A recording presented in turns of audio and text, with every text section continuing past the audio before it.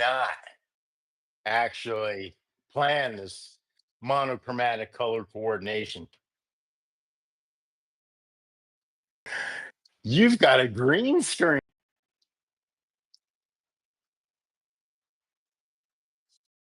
Teal. It's green. It is, man.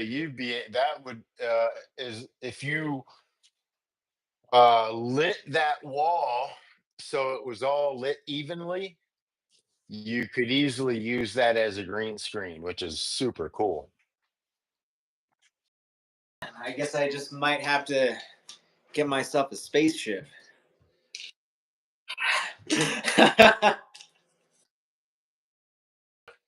Yeah, yeah. You know, I wasn't considering a preset green screen, but hey, whatever works. Yeah, whatever works. I don't know. It's just the people know. The people know. So, so I thought I would make you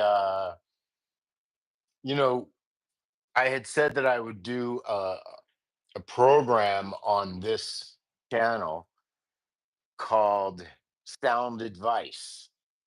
So I don't know, maybe a month ago or more, I had suggested a, a sort of a program called Sound Advice for this channel, where you give lessons, give sound advice. Sound advice. It's a get it, sound advice. Anyway. Sound advice there. Sound. Oh, this way. First episode of Sound Advice. I suppose I should introduce myself. I'm Z, and I'm a musician, a lifelong musician, um, for live and even more so these days, recorded music. And that there's my buddy Chad. And Chad, you go ahead and introduce yourself as I grab today's subject matter. Yeah. Hey, very good. All right. Now, so I'm I'm showing a mine. I think it's only fair that you I actually saved it as like an unboxing thing.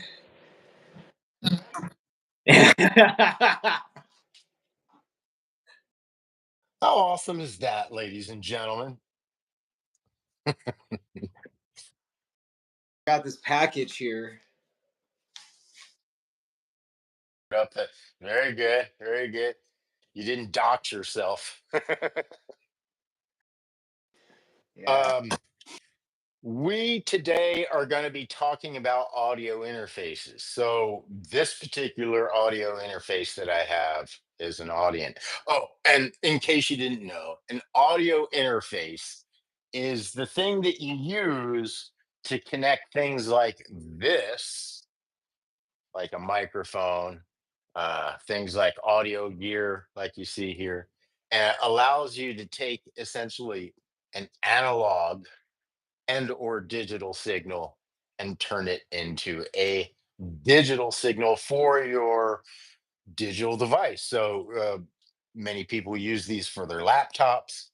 I shouldn't have been talking during an unboxing. How did I just ruin an unboxing? All right. So these We knew it was in the box already. It's not exciting if you already know it's in the box, I guess. as the ever and probably the most popular audio interface on the planet, which is the Scarlett. This is the generation 3. They're now on the generation 4, which probably just has higher audio specs and a C port. A C port. So What Chad has is a lightning port on his, and it works very well with a lightning device. Although a mirror adapter would make it work with any sort of input. So lightning, C, A, whatever. Um, I will be going from C to lightning. Yeah, C to lightning. Yes, I think that's how I'm doing it still. And you're just going from, I hold on, that might be C to lightning as well. I'm not sure. There it is. Yes, that's very much a C port. Yes. So they're both C ports. Okay, so now the big difference between my C port and Chad's C port is this C port is USB 3, and it says it right on there. USB-C, it doesn't say 3, but it is a USB-C 3 unit. If I tried to use the USB 2, it wouldn't work well. It would might work a little bit, but this would not work well. It requires a USB-C 3. How do you know if you have a USB-C 3? Well, funny you would ask that. USB 3 cables have a blue sort of um they're blue inside. Yes. So the USB A side of this USB-C cable is blue. And the audio adapter that I'm using also has to be USB-C 3. And you can see the female portion of this is also blue. If Chad shows his, it would, uh, you'll see the difference. Yeah, so that's USB 2, and this is USB 3. And the difference on the ports, I think this is Lightning as well. Yeah, that's now I want to make this clear because I'm a time traveler, and so I know that I've made this mistake in the past, and so I just want to say to myself from the past here in the future, you can't use any of these devices doing what we're doing right now. It doesn't make sense, but it's because YouTube has monetized functionality. So back in the day, YouTube would allow you to do various things like picture in picture, headphones and microphones just connected right into the YouTube app. And then you'd be able to, you know, put a pair of headphones on with a microphone, and Chad would put headphones, microphone on, and then we would talk all, you know, all podcast style, all super fancy style. They saw that there's big money in that, and they took the functionality out, and now you have to use a third party program that typically you have to pay for, or you have to pay for in blood, which is OBS. Yeah. OBS, pretty sure the B in OBS means there's blood. Yeah. So OBS is a third party program that you work in coordination with YouTube in order to get the functionality that you used to have on YouTube. So none of this stuff is any good unless you have that third party um, functionality.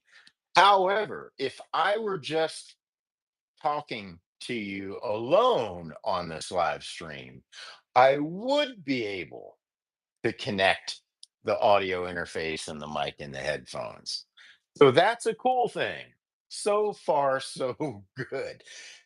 Here's the issue with that. And I hope my past self appreciates my future self. going back in time to tell me this because yeah, don't try to do this when you've got two people on screen. They've disabled that functionality.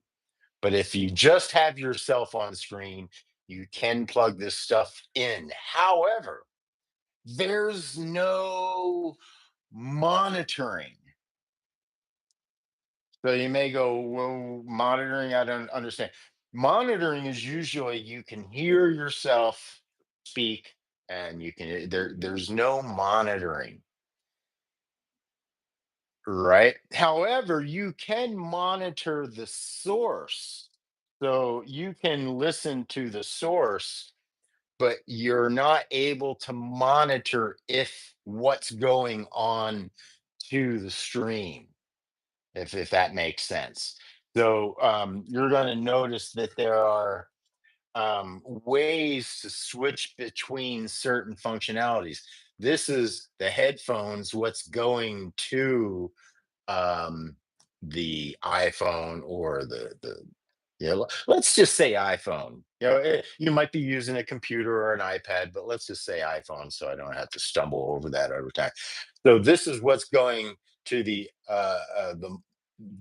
headphones of your monitoring headphones. The This button over here is what goes to is what's coming from the unit or going to the unit. I don't want to get too wrapped up in that aspect because that's a little bit uh, advanced. Let's go back to the functionality of this. If you grab your unit again, then we could talk about this. Um, I had that unit right there, and I replaced that unit with this unit. I've got a bunch of audio interfaces because I had to go through a very expensive learning. Uh, and this Audient here is $100 more expensive than it should be. The reason why the Audient is $100 more expensive than it should be, it should be the same price as that. But the reason this is because this is made in England or something like that. Made in Malaysia, designed in England. This Audient is, and really, some of the differences that mattered to me were this is an all metal body, and so yours it's kind of metal too. Yeah. Um, the big thing for me was these switches right here, and it says 48 on there. Yeah, 48 volts. So now you have a 48-volt toggle as well. Here's the difference. When you select 48 volts on yours, it applies to both inputs, right? It applies to both inputs. So that means both of your inputs are going to deliver 48 volts, which means you better have 48-volt inputs going in there, which is essentially a active microphone, a not one of these. This is a dynamic mic. We both have the same mic. Yeah, that's a dynamic mic as well. So this whole 48-volt function won't really matter to you at all. You can plug in your microphone and you can plug in your instrument and you're good to go. Um, I have condenser mic. That's the words I wanted to use. The 48 volts is for condenser mics. Condenser mics need voltage. And so this feeds 48 volts to a condenser mic. And so the only difference is I can feed one channel the condenser mic and the other I can have just a regular instrument input. So that's the only difference. But if you don't have a condenser mic, it don't matter. Or if all you're using is a condenser mic, it doesn't matter. Rolling with the Scarlett. So I really like the Scarlett. Um, I I can't even go through the processes of how I wound up with these other ones because the Scarlet works great. There's nothing, and it turns out that some you can easily pay about $1,000 or more for these sort of things. They get real nutty in the audio file specs. The important thing is the inputs are the inputs giving you enough signal. So when you turn the knobs there, that you don't have to max them out. I the your best signal is going to be somewhere between 12 o'clock and 11 o'clock. If you're maxing out all the way in order to get really strong signal, then you have to pump the signal somewhere else, not on the unit. Same thing with this. This this is called the headphone amps. You've got the input amps, which are quite good on the Scarlett, and even better. Audient probably has the better of the input preamps. Yeah, they're called preamps. Probably the better of the two, but they're still very similar. And then the same thing here with your monitoring amp. How strong or how loud is your monitoring? So a lot of the issues come with being able to get a strong enough signal in, so you got a nice, clean, non-distorted signal, and being able to hear yourself while you're doing whatever you're doing. Those are the two challenges with audio, and also getting these to work with your digital device, with your phone. Um, the Scarlett has really beats of the two. The Scarlett probably connects more universally. The Audient just killed itself because it charged $100 more for almost the same damn thing, you know. And there are other units that are just as good, if not better, than this unit. By the way, the SSL is specifically is I think cheaper and better than this. So if you want something better, get an SSL. You don't necessarily have to go with this. I'm happy with this though. It just didn't need to cost me an extra $100. Damn it. Like anyway, let me see. So um another aspect of this, you have headphone inputs. The Audient has two, a mini and a large, and they both work at the same time. It's useless. It doesn't matter. You can have one input and then put a headphone splitter, and it would work just as well. You put two inputs, two headphones into the same one, you're going to get a decreased signal because you got two headphones in there that are drawing from the same signal chain. These aren't two separate signal chains, they're one separate signal chain splitted inside the unit. So yeah, if you were recording with somebody, you would just get a headphone splitter and put both in there, and then pump up the headphones a little more so both of you get more sound. Um, the output, this has your unit, I believe, has two outputs, two what are called monitor outputs.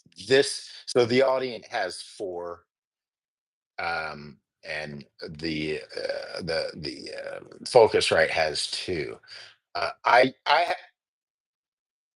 Yes, yes. Now, these are really cool because these line outputs, like for instance, in a live application, this is just one fanciful application for this. But you can have of course, your headphones and let's say not headphones, have your guitar and your microphone plugged into this, right? You can then send this out to your guitar amp, a- and or your monitor, or both of these out to your monitors. Something that I'm looking forward to doing. I had four of them, so I could do four, but I would like to do the guitar coming out of one and the bass coming out of the other. And so you actually have a bass amp playing the guitar, playing the bass, and a guitar amp playing. Uh, yeah. So that's a super cool thing to do. Um, I haven't done it often because I don't have. There's not a really case scenario for it, but I am looking forward to doing that. These send out the when you send this stuff in. There we go. No inputs. When you okay, so let's go into this now. Do you have any questions up to this point? Boy, this is a deep dive. I can't believe I didn't start this chat, this stream awake. I was not awake. So I had no idea I was going to do a deep dive. But this is a deep dive, mate. Back from I was busking in Crested Butte actually at the ice cream shop place like I did in the fall last year, and I just got back. Not too Well, you're all full of energy then. 2.5 hours straight. My wrist was Woo. dying. The thing that sucks about sitting down and playing the guitar is that I have this tendency to start going like this.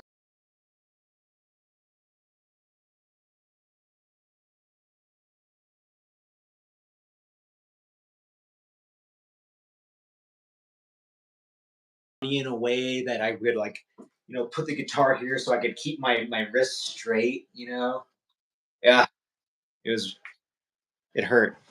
When we practice, it's a really good idea to practice those very things, posture, and where your leg is, having that one leg up to support the guitar, having being able to see the neck easily, and not like every time I play like with you, I'm always trying to.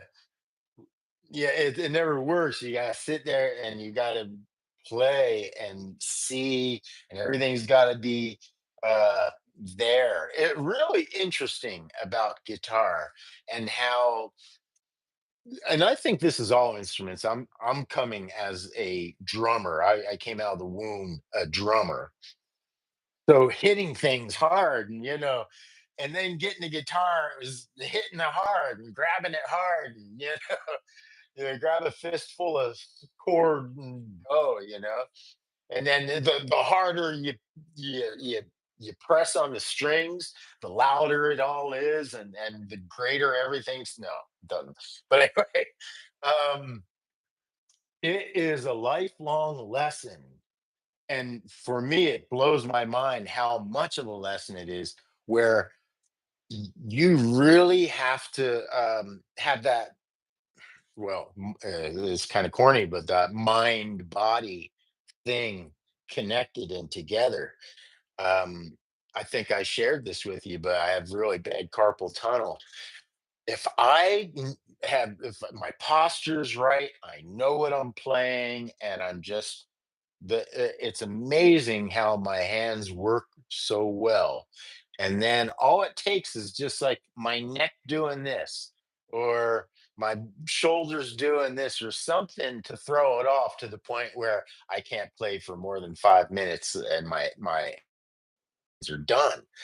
So it's even more exasperated now, like your situation, your hands cramping and stuff. It's more exasperating now over the years, and this is something I've not paid a lot of attention to. I've paid some attention to form and practice and stuff, some, but we're not enough, man. It should be this. more practice than actual playing. And that's I still don't have that down. But it should be that. It should be more practice than playing because then playing will be good. But if you're using your playing to practice, you know, yeah, yeah. So doing spider exercises, interval exercises, chord change exercises, very slow, methodic with posture. Yeah, one of these days. Posture thing is a big one. It's like, training your body to maintain a stance, you know. Precisely, boy, couldn't have put it better. Anything, when you're putting your fretboard and your strum hand together, it's like you're writing on paper, it's like mind, and now it's out there.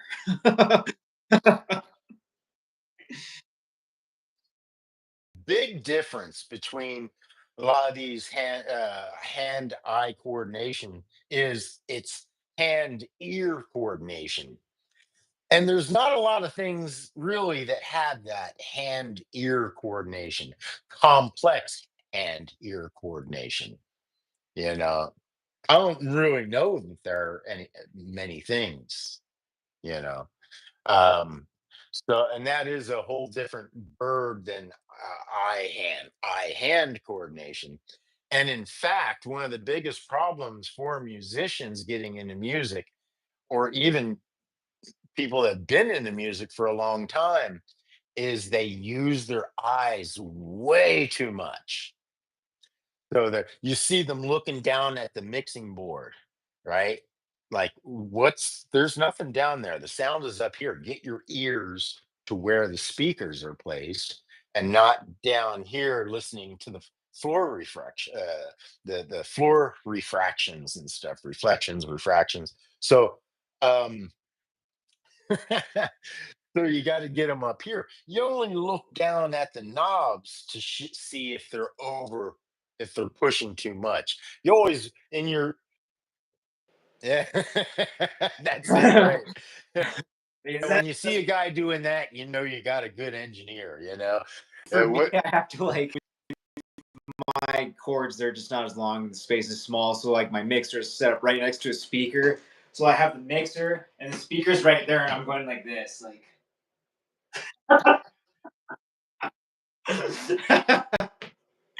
uh, Yeah. So Chad brought that I think is something that a lot of musicians also don't take into consideration when they're getting into music. Yeah, you got a nice fancy guitar. Yeah, yeah, yeah. You might even have a decent amp. Yeah, yeah, yeah. That's nice. Okay. However much you spent, I don't know, quadruple that and spend it on chords. Yeah, just go ahead and spend like way more money on chords because yeah. Um here's a good example. There's let me see. Here's all these chords. You see, where are they? Where are they? Oh yeah, yeah. You see all these chords here, and then look at all these chords here. So fishing could have less of. I guess it's not chords. I guess. and just to share the story with everybody, I had all the chords a man would ever desire, and I had them all in a box. And then I had this bright idea to clear some stuff out and sell all the chords for like, I don't know, $4. Not a single one of those chords would be cheap as $4. We're talking more like $1,000 worth of freaking chords. And yeah, I got rid of it at a swap meet for nothing, nothing. I just wanted to take the box. And then it didn't take more than 24 hours for me to realize, where's my chords? I'm like, shit, no, no, no, no, no, no. So yeah, So, getting back to the audio interface, one of the main things we're going to need with an audio interface is what's called the bane of the audio interface existence, and that is the iPhone camera adapter. Oh my God, I hate these. Yeah. Oh, and also since Chad's showing the USB with it, this is the USB, and he has a standard, like we're talking about, standard USB, and this is USB 3. He's working with yeah, the USB C, USB A on that side. Okay, so these camera adapters, they're like 30, $40. It's ridiculous. And it's what allows you to connect this to your phone. This goes into your phone, this connects into here, right? And then your phone um, power cord goes into here, and this is what powers everything. So it powers the phone and it also powers the interface. So this is what you plug into for that. Uh, Now, the first thing you do, now I don't know that I can really like do an audio connection demonstration on this video. And I don't even know that it's necessary. However, and aloha, Hank Hill. Welcome to our new show, Sound Advice, the very first episode of Sound Advice. And sorry it took me so long. I don't know why you're laughing, but maybe it's one of my fabulous jokes that I told. I don't know, but welcome. Yeah, yeah. Um, laughing at another man's trauma. So show you, I've got this Behringer audio interface. That's a 4 channel interface. Um, I've got a couple other interfaces. I'm not gonna pull them out right now. Hank Hill, there he goes. Laughing at you about the chords. Yes, yes. Yeah, Chad, you're right. Um, so yes, the audio adapter. It's called a camera adapter for one. So right away, before you buy this, you're like, I need it, but this is for my audio adapter. Why do I need a camera adapter for my audio adapter? Also, there's knockoffs of these. So often you can buy cheaper versions of these, and they don't actually work. So you have to buy the Apple compliant one, jack up the price. Now, have, because Amazon has that thing where you can buy a thing, if it doesn't work, send it back. I have bought cheap $20 audio adapters, camera adapters. I've bought cheap versions and work just fine. I've bought cheaper versions in the past and they did not work fine. So, it's hit or miss. It's hit or miss. But if you don't want to play that game, yeah, then just buy the 30, $40 one. That luckily you're all set up there. And yes, yes, yes, yes. Now, um, I'm going to give you a connection, like your first connection, what you do. And this will make it easy for you. You connect this stuff up, right? You put this into your phone, connect it to your phone, connect this between your phone and the interface. Right? Put a pair of headphones on, right? Stick your headphones on, put them in the head in here, right? Put your headphones on. Ooh, look at that. There. And then open up YouTube and listen to YouTube. That will be the nice, quick, efficient method of knowing if this thing is connected. Once you know it's connected, once you're hearing YouTube and you're able to adjust the volume on your headphones, not the monitor. That big old monitor, this big old monitor knob for the Scarlett, yeah, that's only for the monitor out. Headphones, right. You have 2 separate. I have one knob that has 3 different functions.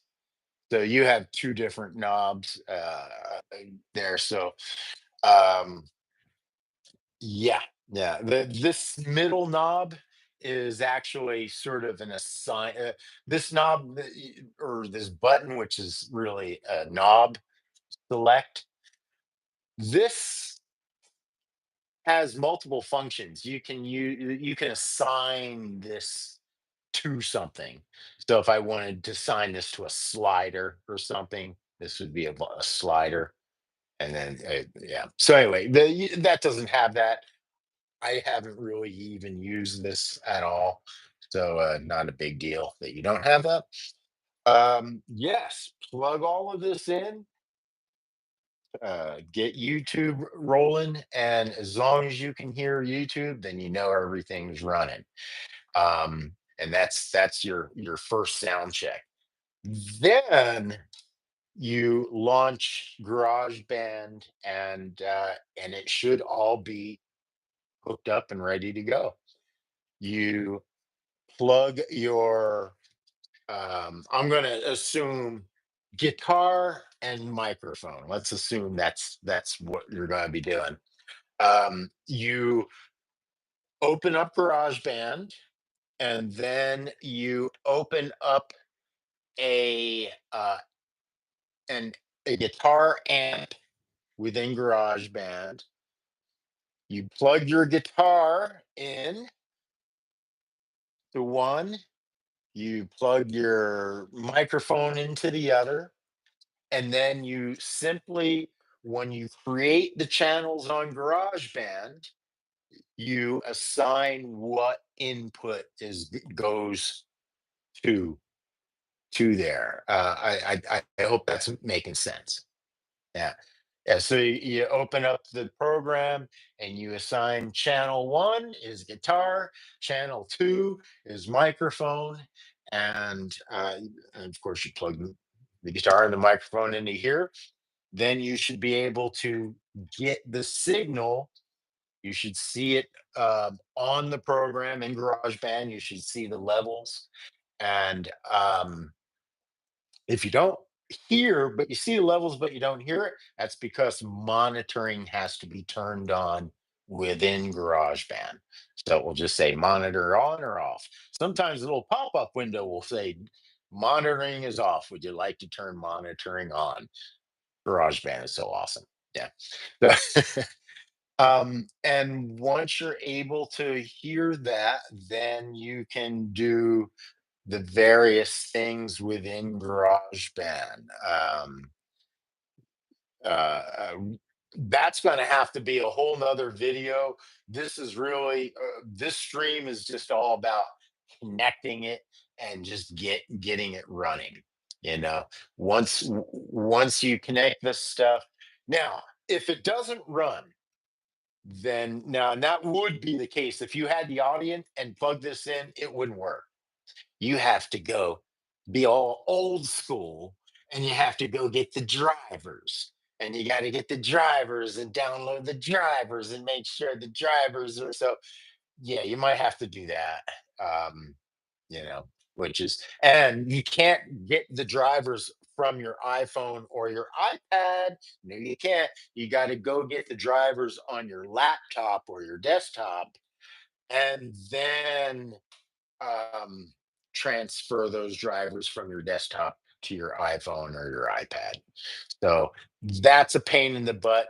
I've never had to do that with the Scarlett. I've had two, no, I've had 3 Scarlett units, by the way. Um, and The first generation and second generations were not very good. By the third generation, which is the one Chad has, they fixed the stuff, they fixed things, and it turned into a good audio interface. And now their fourth generation is actually, I think, better than this. So, um, but better again is really just a matter of loudness of input and loudness of output. That's all better means. And here's the thing, if you know what you're doing as an audio person, as a musician, as an audio person, as a sound person, if you know what you're doing, you don't depend on the loudness. You don't depend on this for loudness. See, that's the big mistake. A lot of people get this and they go, "Oh, it's not loud enough." Well, then you gotta adjust the knobs elsewhere. You know, if if this is not loud enough, don't turn this up, turn the amp up or turn the source up, right? The big problem is with dynamic microphones. Okay, so now this is a good subject to talk about. Dynamic microphones versus condenser microphones. I like condenser microphones, but boy, are they're sensitive. They pick up sound everywhere. So if you're not in like a soundproof room, then the condenser mic is going to pick up your voice and every other sound, right? That's the problem with condenser mics. However, condenser mics are awesome. They really get a lot, with very little um, gain, right? With very little gain, it picks up a lot of your picks up your voice really well. Now, the dynamic microphone, on the other hand, these require a lot of gain, and and so when people buy their audio interfaces, they're like, "Oh, I'm not getting enough gain from my audio interface." Okay. Now, here's the first fix. Uh, I gotta answer that. I'll be right back. um, Yeah. that's fine. Um, so if you have a dynamic like an SM57, SM58, or one of these things, then you're going to have to push and if this is all you have, then you're going to have to push the levels. You push the levels first within GarageBand or whatever program you're working with. Push those levels as much as you can, and then you push these levels. It annoys me, but it annoys the world. I have to push this microphone to the max on this. It would love to be all the way, but never go to the max. I didn't mean the max, but like, 11 o'clock, 10, 11 o'clock. That's where, and with this Audient, it's more of an issue than it is with the Scarlett. Scarlett doesn't have as much of an issue. The Scarlett, I think, has louder preamps, or I don't know, something. No, that's probably not true. Anyway, but it is more fickle. Like one notch over and it's distorting, and one notch under and it's not loud enough. Right.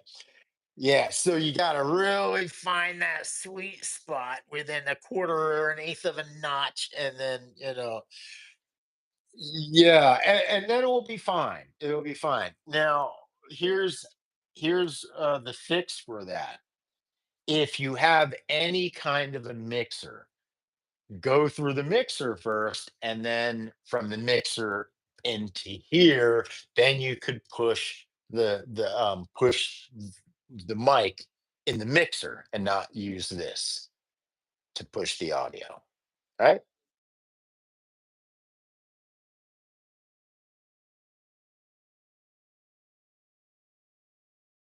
Stereo channel to plug in the XLR into that.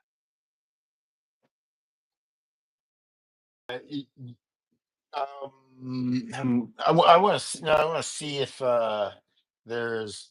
Yeah, here we go. Oh, excellent, excellent. That's exactly what I wanted to do. Except mine is bigger, so it would have hurt me. Okay. Bass system, which is Okay. like Are those two line outs? these stereo outs.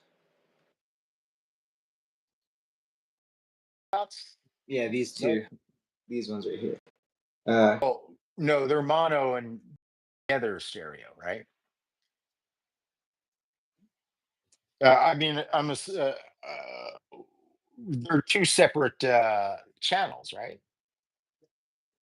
Okay, yeah, yeah. That's not stereo. That's just channel one, channel two, and you can turn two channels into stereo. Stereo, the concept of mono and stereo can be very confusing for people. They have, I think we have various ideas of what mono and stereo and how they respond, and so does the whole audio industry. Um, so here's the thing. Let me see. What you're going to do is you're going to plug your microphone into that's an output. The two, oh, there's your inputs. Got it. You're going to plug your microphone into your input, right?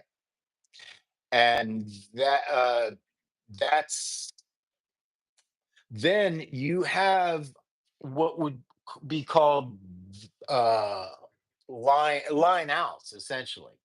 So you then send a line out.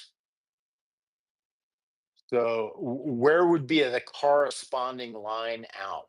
So that's that. Oh no, no, that's all line in. So channel one, let's just assume we're plugging a microphone into channel one. Okay. Now we want to send whatever audio we're putting into there, and we want to send it to the audio interface. So what you now want to locate on your mixer, now you put the interface down, but what you want to locate on your mixer is where is the line out or balance line out. It might say balance line out, unbalanced line out. So it might actually be underneath the three prong outputs. it says stereo out on it. This one says monitor out. This quarter inch Right? monitor out, left, right, one, Left, two. right. Yeah. One, two, left, right. Same thing. So there you have it. What I would do is I would plug those two into here, right? And then you can send whatever you're putting into the mixer, you can send it into here. Let me reiterate this so I think so. Microphone and guitar too, I guess, right? Can both go into here, and that Audient, it would be. signal, is into the mixer, Oh, and rewind here. Yeah, because I'm pointing at the audio interface, you're pointing at the mixer. So go ahead. Reiterate. microphone in the guitar in these two, and then I do whatever with the sound in this jazz, and then the line out here goes into the Scarlett, and then from that Scarlett then goes into my headphones. Be monitoring off the Scarlett. And here now, this is the wonderful thing about a mixer. Remember, I said that you can't hear yourself. Well, if you have a mixer, you can hear yourself, and you can plug your headphones into that. Oh, I could. Right. So the this is the headphone on this is just to make sure that you're getting signal to your audio interface. on Right, this. right. So Yeah. you to that and not have to worry about not being able to monitor yourself because YouTube doesn't allow you to monitor yourself. It's ridiculous. The now here's the yeah. I'm gonna jump around. I'm gonna jump to this because this is very important, I think, and that is if you're going to do a live stream directly on YouTube, just solo, not split screen like we're doing here, because you won't be able to do any of the audio. But if you're doing just yourself on YouTube, the only way to monitor is to have another account on another device and then monitor your stream on that device. Pain in the butt, but that is then you know for sure that it's coming through. And it's a great way to monitor because it's exactly what people on the other end of the stream are hearing. So a lot of times you're hearing everything right because you're actually not using the audio interface to monitor, you're using that and it sounds perfect, but actually it's all distorted or not loud enough or whatever. And so getting that other device on another account. So if you only have one YouTube account, start another one up so you can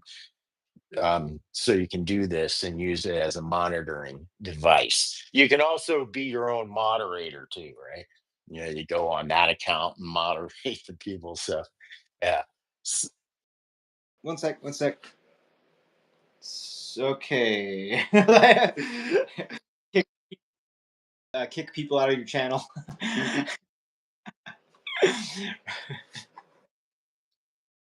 Freeze thing.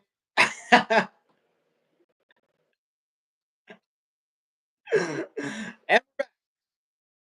When I think the fake freeze thing, like if you've ever seen Strangers with Cake, really funny. All right.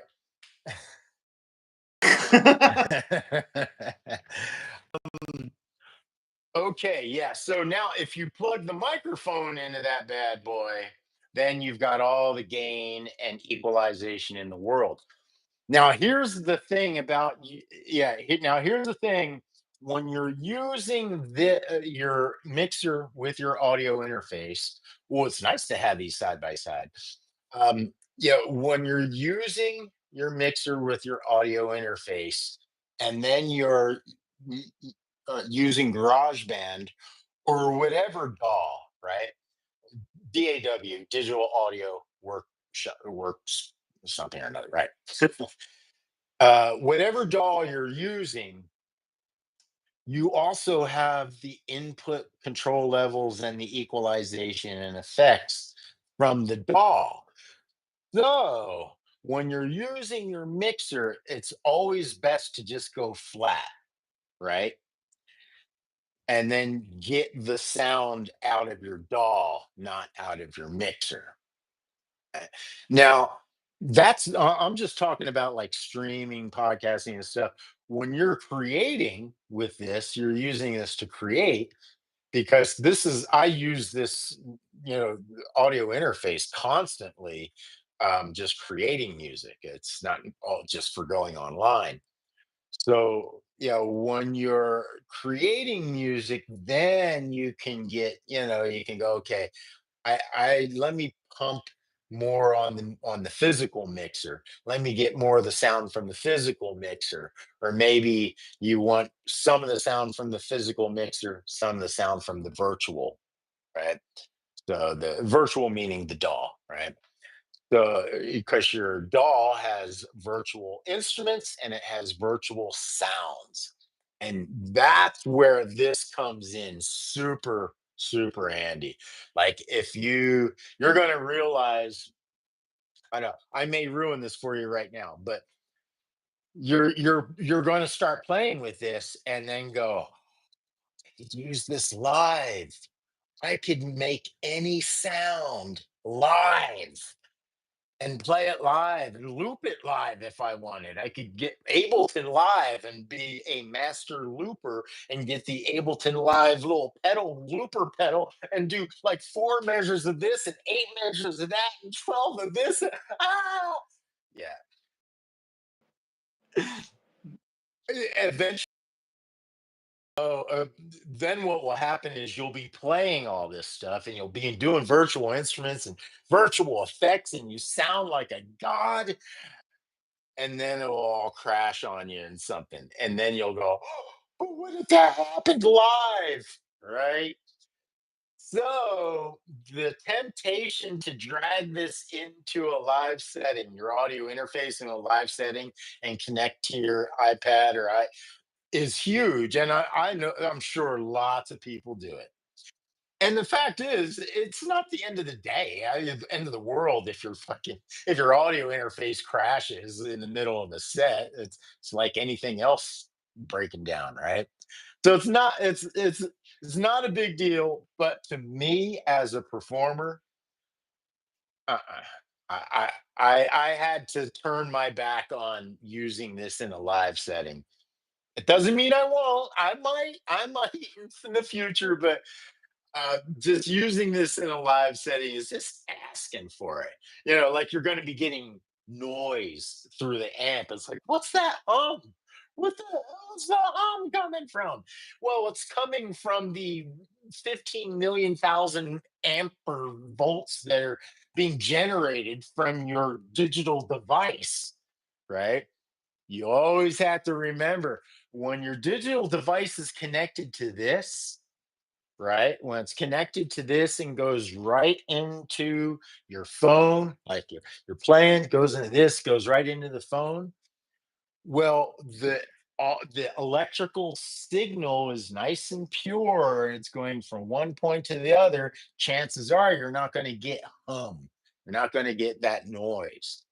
As soon as you plug your computer into your amp, you're and here's the thing, you do it at home and it sounds awesome.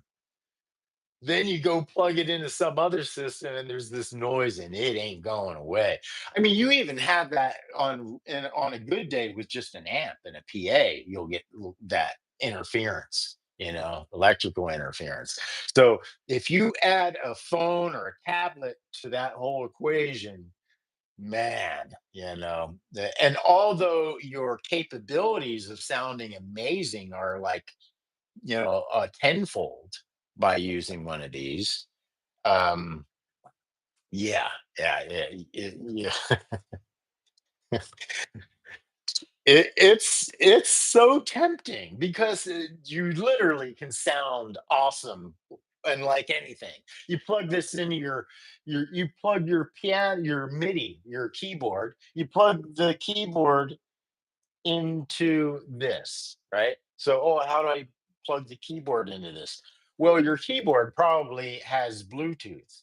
Your keyboard probably has Bluetooth, which allows, yeah, which will then oh,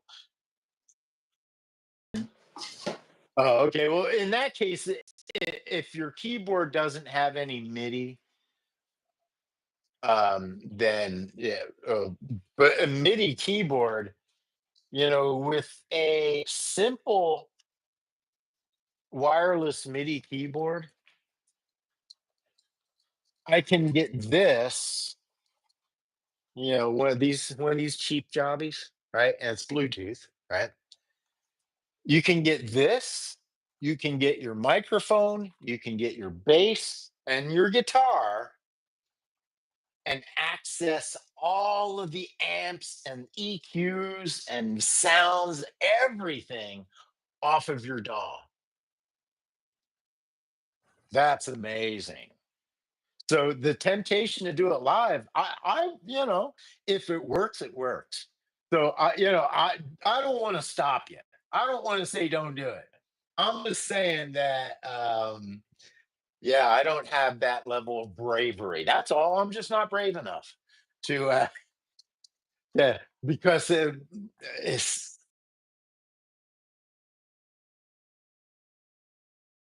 do it in your home studio there, you know.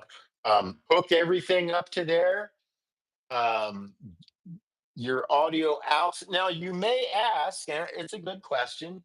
I only have two inputs here. How am I going to get all those instruments into here? Well, again, all the instruments go into your mixer, and out from the mixer, it goes into your audio interface, right? Then you go, Okay. yeah, then you go into your DAW and you start assigning. You say, okay, I want now left, right on your mixer. To get left, right, you just pan it left or right. Simple, right? Um, yeah, yeah. So you just go left if you want everything to go one channel, right if you want it to go to the other channel. So now, but the big question still is that I haven't that we haven't answered is I have three instruments or four or five, but I only have two inputs. How do you manage that? You manage that through your DAW because your Bluetooth device will be picked up by your DAW, and then you will choose that as another channel. So this will be channel three on your DAW, right? You got mic is channel one, guitar is channel two, and your Bluetooth is going to be channel three. All of your subsequent channels have to be virtual or Bluetooth or MIDI, right? In other words, you only have two audio inputs here. So th- this will act as the audio input off of your mixer, but you're going to access all the other instruments from your DAW, and you assign what are called virtual tracks. So we only have two ears. There's only two outputs. So everything goes to the audio interface at the end of the day, as if this were your ears. So you think of it like that. These are your two ears, and you've got control over the volume of your two ears. But in the DAW, you also have control of all the other audio levels in your DAW, right? So I don't know if it sounds confusing. It should. It's for some, it's very confusing. Um, yeah, yeah, but it shouldn't be too confusing. I think people make it way more confusing by using language that only audio people understand. So, and I'm hoping that with our stream, that it will be of service to our past selves.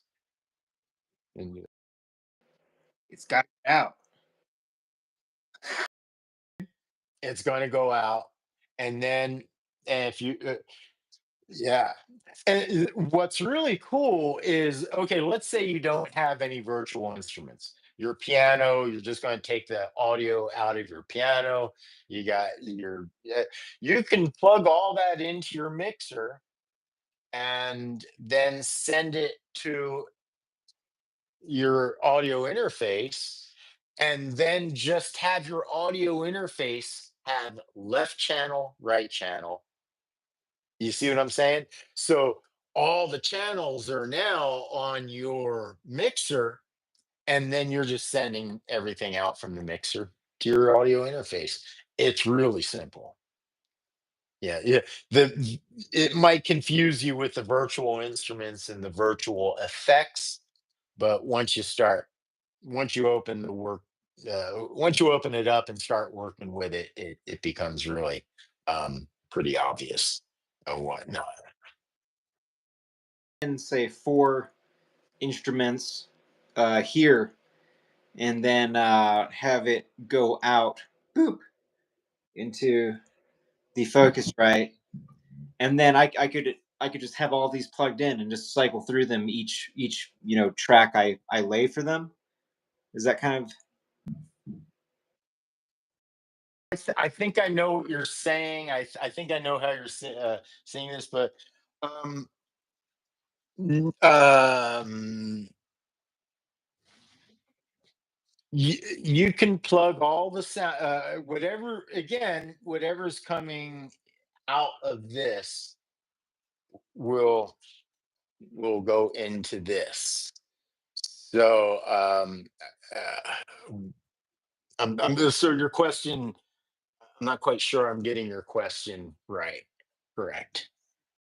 Channels for four instruments, I could use all those four. Like I would have those four tracks in a Garageband when I label them, so to speak, for going out. Okay. Well, here's the issue. If you're using virtual instruments, you'll be able to isolate those instruments. But if you're not using virtual instruments, then everything is going left or right or somewhere in between left and right. Does that make sense? So, In other words, I could just having the vocals and the guitar would suffice. Vocals, guitar, um, whatever effect for the vocals, and then whatever amp for the guitar. Could I even plug a bass in here and then use a bass amp in GarageBand, perhaps? no. Yes. Oh, okay. Yes. Yes, you can. You can. Yeah, yeah, you can. But here's the thing, and we're going to go. What we'll do is, as you go and connect stuff and try. Of course, you can text me directly, and I'll help you out, or you get on the phone. But I want our next stream on this sound advice channel or sound advice program episode. I don't know. Yeah. Um, then we could address any of the challenges that you had connecting it up. So if you're watching this in the future, um, yeah, just let us know what your challenges are. If you have any problems connecting your audio interface, let us know in the comments down below, and our next stream will try to address the whatever issues you're having. Well, thank you, Hank Hill. Yes, yes. But man, what a wonderful thing to have. I would always have in this day and age an audio interface. Before we leave, I want to talk about the microphone. Um, your headphones. I've got the most expensive ones that I could afford. I don't know, or maybe they're 130 something. You can get headphones for like 30, 40, $50 and they're just fine, you know. Um yeah. Um but if you don't need fancy headphones, you can use your wired earbuds, not these horrible AirPods. No, don't use those. um So yeah, we don't really need to talk too much about headphones, other than get the best headphones that you can afford, because headphones are the actual interface to the sound.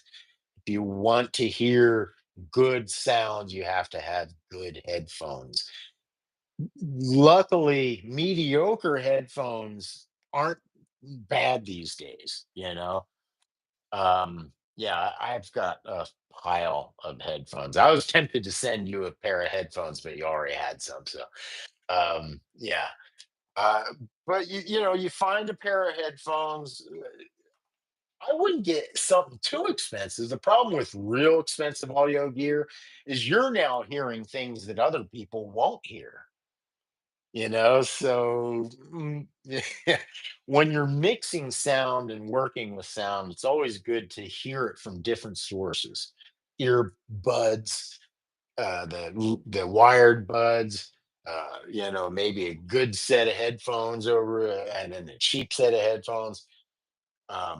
Boom box, using a boom box to listen and monitor and whatnot. Using different because you can have really good speakers and then it sounds great on those set of speakers and then try to play it on your phone and you can't hear stuff. So, er, but what I wanted to talk about before we end this stream is the microphone. This Samson Q9U is like the industry. Um, they're crashing the party. This is sort of equivalent to the very expensive. I was going to buy the Shure. I forget the name of it, but yeah, the microphone all the podcasters are using, which is like the Shure. I think it's like a $250 mic or something. And I'm like, man, I've already bought enough microphones. So I did some research and just wanted to find out what is a comparable microphone to the Shure. And this kept coming up. It has mixed reviews. And again, I think those mixed reviews come from it being a dynamic mic and not being as hot of a signal, right? Um, but boy, what a great mic. I think this costs like 130, 150, something like that. Um, which is still over $100 less than the Shure microphone.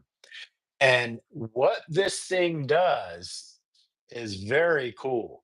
You've got onboard equalization of sorts, right? And of course, once you plug this into your DAW, you have all the equalization right there in your DAW. But what's super cool about this, super cool about this, I can, I have, this is the plug going right to my iPhone right now. I could just plug this right into this and boom, ready to go. So the Outlets to listen to it at the same time. thing, this Samson Q9U is, for all intents and purposes, one of these. Very cool. When we use this with this, we don't use the USB function. Yeah, do not use the USB function along with your audio interface. That doesn't make sense. The reason you have an audio interface is because these typically aren't USB, right? So, but the USB function is cool and I really want to use it more. I just haven't found an opportunity to do so. But you can plug this directly into your phone and use the microphone. So, how do you monitor? Well, that's what's crazy. Look at this. That's a mic input. You monitor directly off of the mic. That's badass. So these two, this is a mid boost. So if you need more presence, you can add more presence, or if you need to take away the presence, uh, it looks like I took my presence away last time I used this. And this is the EQ curve down here. So these two switches are just EQ curve and mid presence boost. Microphone, USB. That's freaking cool. That is freaking cool. That means I can just have my headphones or even my earbuds, my wired earbuds. I can plug wired earbuds into this and plug this directly into the phone, and you're good to go. That's badass. I love that. Haven't used it. I haven't used it yet, but boy, one of these days I'm going to use it. That's awesome. They're now making audio interfaces where they have multiple USB inputs. So you can utilize the USB into the audio interface, but ours doesn't do that necessarily. The very cool thing about this is it has an on-off switch. So you can just like if you're playing, you're like, okay, this is my next song, and then you can click it off and play, and it's cool, you know. It doesn't have an indicator if it's on and off, but you can pretty much tell if it's indented or not, you know. So it's not bad. It would be nice if they had a little LED in there to let you know it's on, but at the same time, it wouldn't be this damn cheap, you know. Um, I have this on here, the pop filter and stuff, but none of these are really needed. This microphone does not pick up a lot of like S's and sibilants and stuff. I think it's a very good natural sounding microphone. Um, the thing with microphones is like expensive microphones, especially, is they can often impart sound of their own. In other words, sound quality that doesn't actually exist. The microphone will create it. So it creates its own sound. Part plug in that way I don't get cut short here. Because you're like, man, that's because then you've got to mess with the EQ in your DAW in order to overcome to compensate for all the signal that you're getting from your mic. Me personally, and I like that. In fact, condenser mics, very much that is the issue. A lot of condenser mics will make you sound like, hey, ladies and gentlemen, make you sound like Elvis up close on the mic. Yeah, a lot of condenser microphones can really impart. It's good audio. It sounds good, but it's not actually how you sound. And some people like that. Like some people with squeaky voices, or some with higher voices, they'll like that low end that the microphone will give them you know I have a pretty deep voice, so I don't really want the microphone to be pushing the deep stuff. So if my lows are like like like half a notch, like my voice is so low, and then even in my mids, I get such like a muddy voice if the lows or mids are turned up any little bit. All of a sudden, mud voice. It's So and that's what these controls are good for, is sort of like if you need more bass or whatever, then you put it in there. But I think I've had mine turned off, but it's up to what your ear.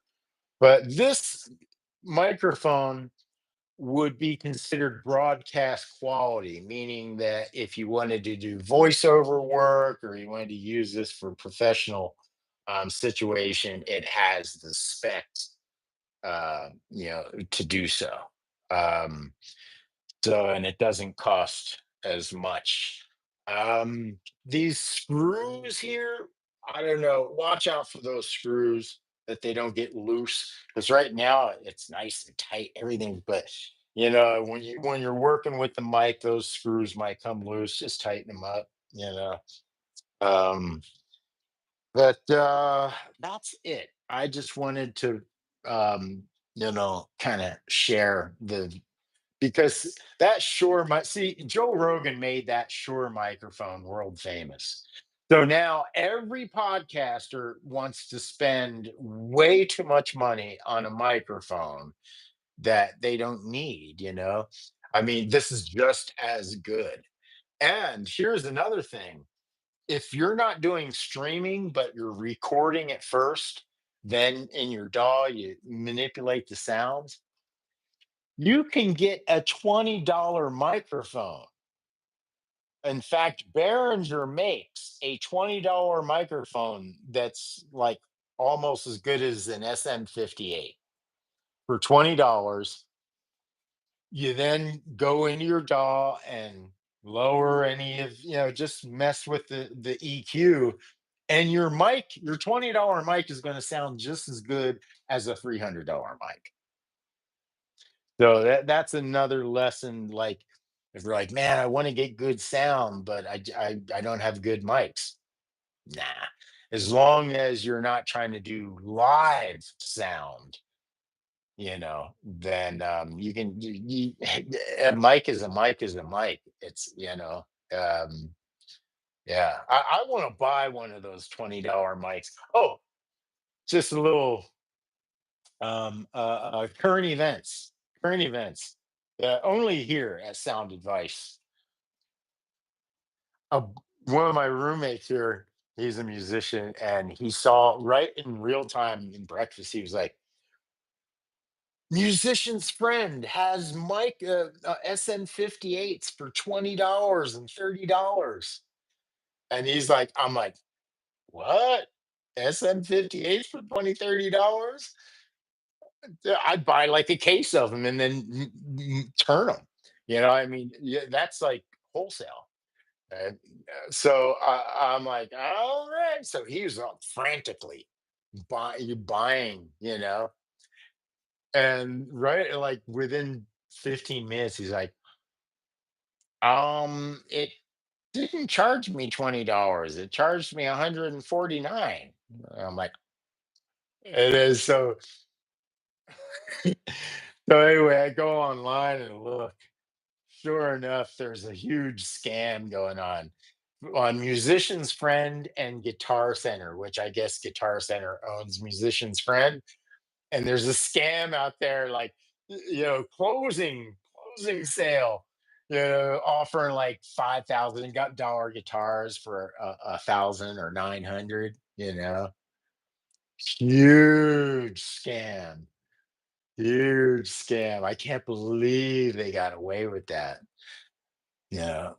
And I don't know if they realize this, but that damages their business because I ain't buying anything from Musician's Friend or Guitar Center after something like that happened.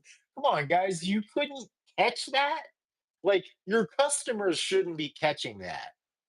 You should have employees logging on, checking out socials and all that, right? You got to have all businesses have to have a social person, right? So that's just not cool. Not cool.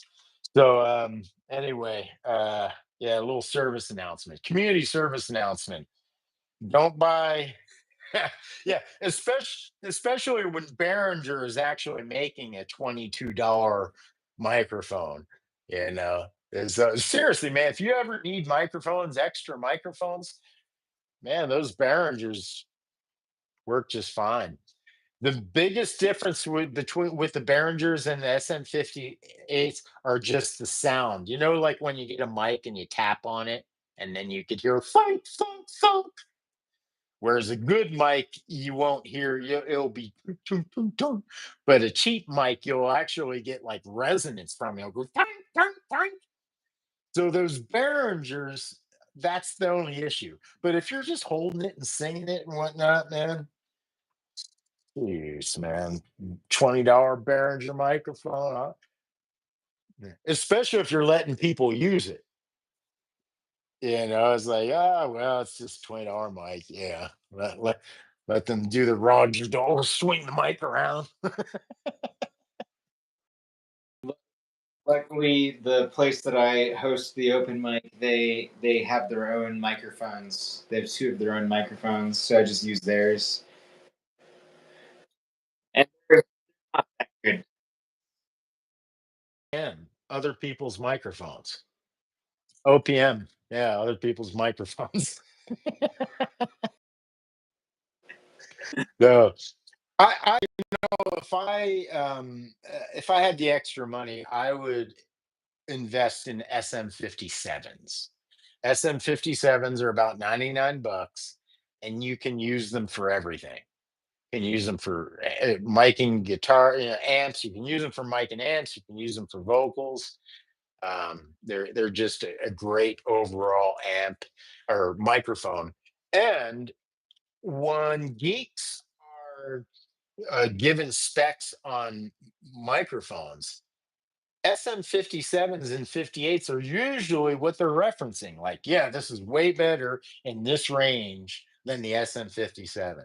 Yeah, it's because it's such a standard sound and such a standard microphone that it's become sort of a reference point for other, even though it's not necessarily as good as other mics, but it's become the reference point. And again, good is always just that's in context to how you're using the mic. Again, if you're using a microphone for a live setting, um, like live streaming and whatnot, then you probably want a mic that sounds good from the get go. Like, ooh, that sounds good, and you're not going to have to do anything to it. But if you're just recording stuff that you're then going to go back and tweak the EQ and stuff later, then it don't matter. The mic don't matter all that much. It matters a little bit. I mean, if you have a really shitty mic, then yeah, of course it matters. But that's it, man. I think we've accomplished the goal. We weren't normally supposed. Normally, we do a stream over on the Outside Freak. I'm not. I don't know what to do with. I don't know what to do. You and I haven't been nomadic lately. I almost feel like it's like, I mean, like, what am I going to do with this channel? This is. Much like I'm in my last few weeks of my courses and stuff, or course I should say, and I'm just thinking, man, once I'm done and I graduated and I've worked like the extended amount of time I said I was going to work for this job, like going out into the wilderness for the fall, man. Like, So I'm waiting for the fall because right now all the amateurs are out. You know. So, as much as I'm biting at the bit to get into the mountains, I just remind myself you got plenty of work to do this summer. Take care of all the work you got to do. Then come this fall, do a little outing. Maybe I'll get with you and we'll do an outing or something. But yeah, I have a funny feeling that a lot of our stuff that we're going to be doing throughout this summer is probably going to be on this channel. This, and of course, the martial art channel. I'm having a funny feeling that the Outside Freak thing is going to have to just sort of, you know, go on hold or something until we actually.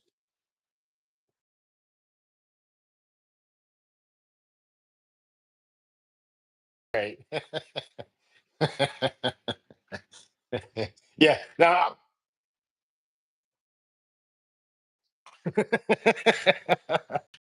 The Outside Freak Show has.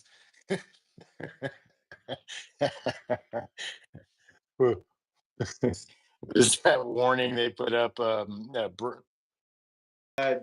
my channel, right? Like I haven't been going out lately, going on adventures, so I haven't really had much content to put out. And I mean, I could just open boxes of rocks and just take a picture of a rock a day, but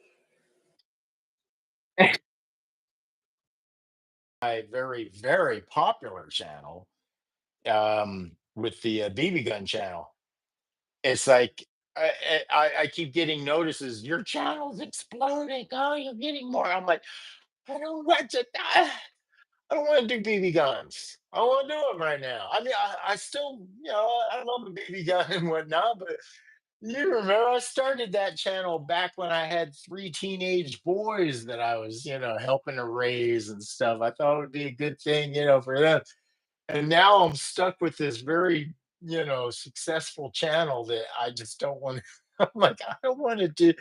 I don't know. Let's do it. Let's look at Rabibis. They're round.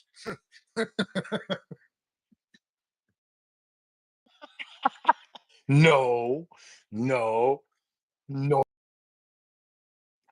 No, I don't even like targets that have animals on them. yeah, I'm sensitive that way. Listen, if I'm hungry and I have to, yes, I will shoot and kill Bambi. I will if I had to. But I'm just saying, if you could just go to McDonald's and get a burger, leave Bambi alone. That's all. Or Bambi. Yeah. So anyway, the Smother. This is the at Smother Party channel, and we're doing sort of a oh, not an episode, a series. That's the word I was looking for. We're doing a series called Sound Advice. Dad, are you in?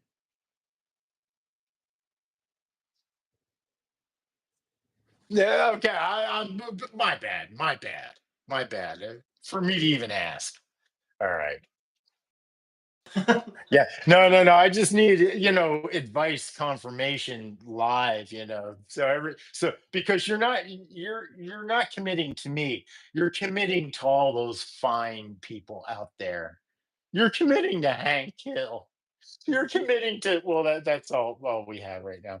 But but yeah, sound advice. I like the concept. This whole thing, sound advice.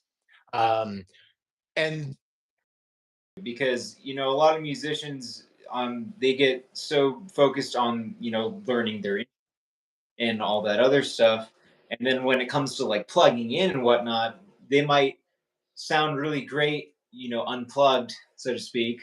And then when they plug in, all of a sudden there's like a whole new dynamic of sound that I find that with so many, like it's almost universal.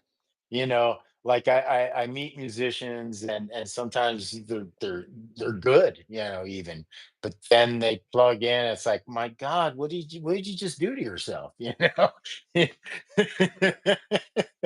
So so I think having a series such as this, sound advice, be good. I noticed that the educational content that I put on this channel seems to be doing exponentially better than the music that I put on this channel. And that breaks my heart, but I do, but that's okay. You got to give the people what they, yeah, give the people what they want. And also, if there's anything that you and I have noticed over the years, especially as of over the past what, a couple of years that we've been doing this together, no matter what the channel is, you and I have been able to talk about music and audio for hours on end. Even if it's a martial art channel, we could slip into talking about music for, like, for hours. So martial arts. I know it's not fair to the others. Yeah, to like, hold on. Is this a martial art channel or music channel? What? So, An XLR cable like a move or something? Like boom. And therefore, your mids and your bass need to be, yeah, and bass and bomb style. Yeah, mid scoops. You need the mid scoop. uh, Yeah, so rather than just punish all those people that are like, what are you talking about? I just want to know how to plug my guitar into my amp.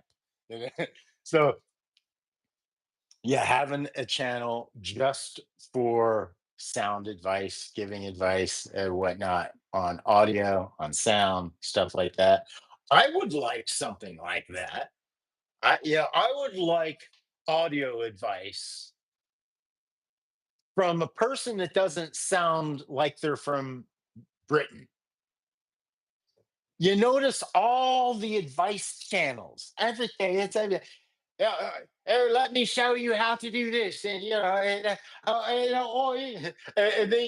mean, I don't know if they're Australian or if they're Hackney, Cockney, or British. I don't know, Well, I'm like, really? Are there no American speakers that that know this subject matter?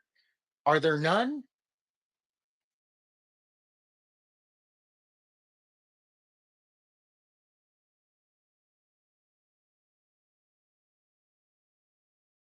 British friends, our English, our the Australians. I have nothing against them, but I'm very suspicious that all advice that Americans get on the internet is coming from those dialects of the English language. It's just very suspicious. Yeah. I mean, I literally won't listen to like if I'm looking for information, but it's coming from someone with a British accent, I'll just keep searching until I find somebody with an American accent. Just American accent. I just want some American All right. You take the cord in there, you plug it in there. English advice. I don't have English plugs. I don't have the Australian plugs. I have American plugs. Yeah, American chords, made in China, fair and square. So, um, what the hell are we even talking about? Anyway, yeah, Close it that's out. what we're doing. We're closing it out. All right, guys. So, any of you out there that have any questions regarding audio interface connecting it, if you have advice to give us, let us know. If you need some advice, let us know. Put it down in the comments. And be sure, you know what I'm going to say. Be sure to like, subscribe, all that. Send this stuff to your mama. Send it to all your friends. We are trying to get to 17 million subscribers. So we're almost there. Help us get to 17 million. And I'll tell you what, if you are the 17th millionth subscriber, I will send you this audio interface. Fair is fair. Can you imagine if we got 17 million subscribers? We'd both be able to like take up drugs.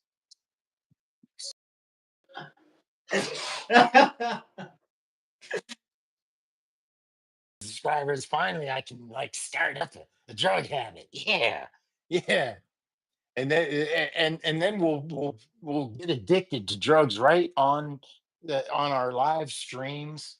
Everyone will feel so connected and there. Yeah. We'll do virtual reality goggles and be snorting virtual lions off the table. Oh, the fun. Um, I every now and then I get some Frank Zappa feed and stuff like that, and I, I'm kind of inspired to possibly do like a claymation music video for one of my songs. I think that'd be kind of cool. Kind of thing, doesn't that take about 100 hours per minute? Oh, I know it's gonna take a while. I I would just go with an AI thing. So cool. I don't know. I'm on the fence about it, but I'm thinking about it. For It's a lost art, man. Stop motion. That's what that is. All stop motion. That's a lost art, man. the digital camera I could use for it. That's right. You never know. We might get locked down, and you might need something to do during the next lockdown. Uh, You know. uh, all right, folks. Well, thanks for joining us. And heck, I guess we'll be here next Sunday or something like that. Let us know when the best time to do something like this is for you folks, because we're here for you folks. That's right. So let us know when the best time for you guys are. We'll see if maybe we could do it at that time slot. But I think this would be worth doing maybe once a week. Here's the thing. I once you get connected and once I get connected, oh, I'm glad I'm saying this. Do you have more than one YouTube account? Okay, start a YouTube channel, a music YouTube channel. So that way we can go back and forth. Because what I'm thinking here is we'll connect and then I can do some stuff and then you can reply on your music channel. You see what I'm saying? Especially maybe jamming. I'm just throwing stuff out there as far as creative ideas. But even jams, like you can do a jam. We're all connected. Sound good? Do a jam. I play it on my end, connect it all to the interface, right? And then I jam along with you and play that live. Then you could go, oh, let's keep going with that. See, we can throw that kind of stuff back and forth. So I think there's a lot of cool things we can do. Kalen Radu Mihai. Kalen Radu Mihai. Greetings from Romania. My last girlfriend in Hawaii was, well, fling, not like steady girlfriend, but she was from Romania. Yeah, yeah. So aloha. Although we're not in Hawaii anymore. We just look like we're in Hawaii. But yeah, Romania. Romania is where Transylvania is, if I'm not mistaken. So, and I don't know. I think Transylvania has got to be the cool. Like, how badass would it be to be able to say, "Yeah, I'm from Transylvania"? Especially if you're wearing like a cape and you have long teeth and stuff. Trench coat. Yeah, yeah, from so I don't know. Poor Caitlin. Probably it's a stereotype type thing. Why is it every time I say I'm from Romania, everybody talks about vampires? Are you a vampire? Anyway. So, well, greetings and welcome to the end of our stream.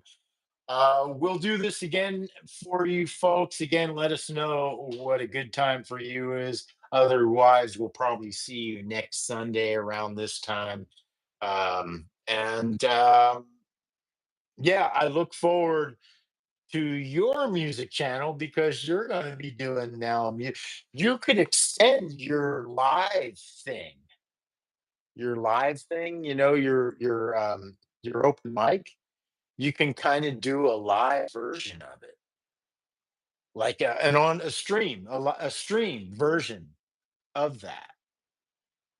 You might even want to do a stream your your thing, of your open mic. In fact, once you're all connected, I would highly suggest that because people are vain as can be. If you videotape them and put them on your site and like, yeah, this is the last open mic we did.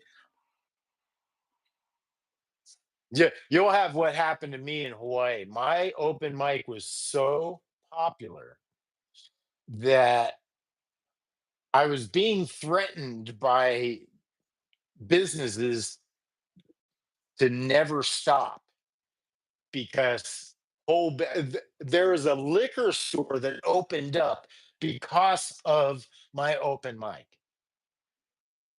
Because people were leaving the open mic and driving all the way to Safeway to go get beer to come back to Haleiwa. And so some smart Middle Eastern guy, I guess, saw an opportunity there. I was like, I'm opening up. And so the Mexican restaurant Cholos, run by my buddy Steve out there, he got his liquor license because of it, you know. And he's like, "Don't you dare, guys, stop!" Right? So, yeah, those open mics can get out of control. I had so when I would roll up in my van to set up the open mic, there'd be like 100 people there. It was ridiculous, just ridiculous. People just waiting to get their name on the list. Feel like one because I work until 4:30. The open mic starts at 6. I got half an hour to drive from work to home, get ready, pack the car, and then get to the open mic to set up. I'm worried that like one of these days I'm just gonna have people waiting in there for me to set up. Oh, I've done. I know. Well, yeah, it's a real concern because I've been there. I'm like, guys, can you give me some room here so I can set this stuff up? And people are trying to like plug in before you've even set up the PA. It's like, whoa, whoa, whoa, come on. Yeah, I wrote my name. I know. You just made your own list. You got this. The list is here, buddy, not there. So anyway, um, Urvansky, greetings from Armenia, brothers. Aloha, Armenia. Man, how are we getting people from Europe as our only? Yeah. Anyway, welcome, welcome. Well, I'm not complaining. It's just weird, you know. Given by Europeans.